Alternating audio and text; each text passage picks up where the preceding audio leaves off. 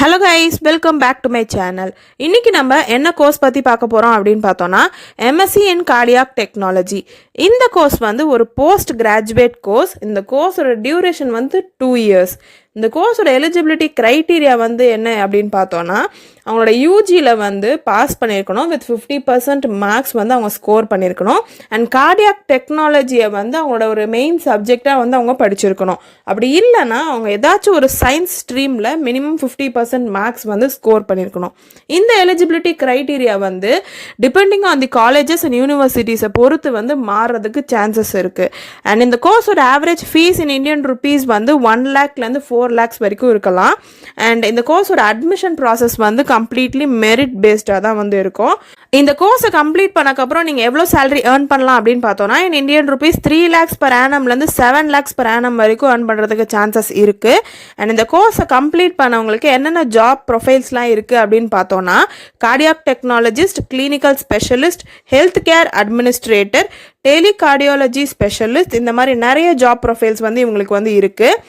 இந்த MSc cardiac டெக்னாலஜியோட top recruiters வந்து யாரெல்லாம் பார்த்தோன்னா, ஹாஸ்பிட்டல் அண்ட் கிளினிக்ஸில் வந்து இவங்க வந்து போகலாம், இல்லை health care companies, research institutions, diagnostic laboratories, rehabilitation centres, government health care agencies, pharmaceutical companies, இந்த மாதிரி ஏரியாஸ்லலாம் வந்து இவங்களுக்கு வந்து ஜாப் ஆப்பர்ச்சுனிட்டிஸ் வந்து நிறையவே இருக்குது.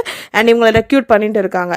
அண்ட் இந்த கோர்ஸோட சிலபஸ்லாம் என்னென்னு பார்த்தோன்னா, introduction to clinical cardiology, invasive cardiology, CCT direct clinical education, research methodology and biostatistics, echocardiography advanced, quality assurance, bioethics, biosafety, IPR and technology transfer, இந்த மாதிரி நிறைய சிலபஸ் வந்து கவர் பண்ணிட்டு இருக்காங்க.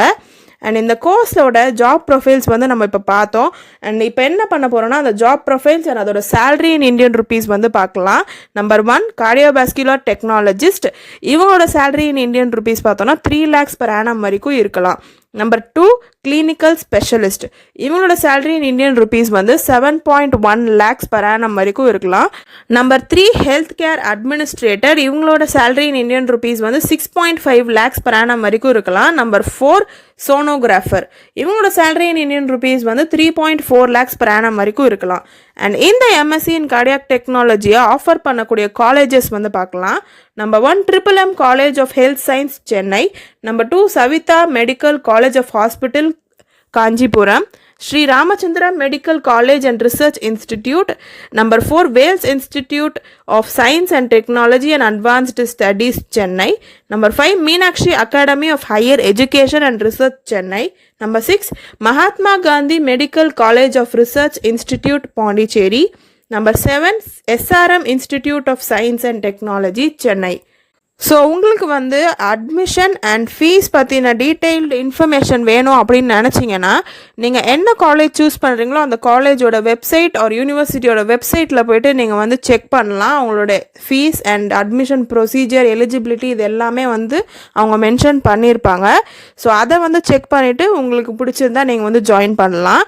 ஸோ இந்த எம்எஸ்சி இன் கார்டியாக் டெக்னாலஜியோட ஸ்கோப் வந்து பார்த்தோன்னா வந்து அவங்க வந்து clinics, hospitals, diagnostic labs and research organisations, hospitals, இந்த மாதிரி இடத்துலலாம் வந்து அவங்களுக்கு நிறையவே ஆப்பர்ச்சுனிட்டிஸ் இருக்குது. ஸோ இதை கம்ப்ளீட் பண்ணக்கப்புறம் அவங்க அதில் வந்து ஜாயின் பண்ணலாம். ஸோ உங்களுக்கு இந்த வீடியோ யூஸ்ஃபுல்லாக இருந்திருக்கும்னு நினைக்கிறேன். உங்களுக்கு யூஸ்ஃபுல்லாக இருந்துச்சுன்னா like, share, comment and subscribe பண்ணி பக்கத்தில் இருக்க பெல் ஐக்கானை டேப் பண்ணி ஆல்னு செட் பண்ணி வச்சுக்கோங்க. தேங்க்யூ.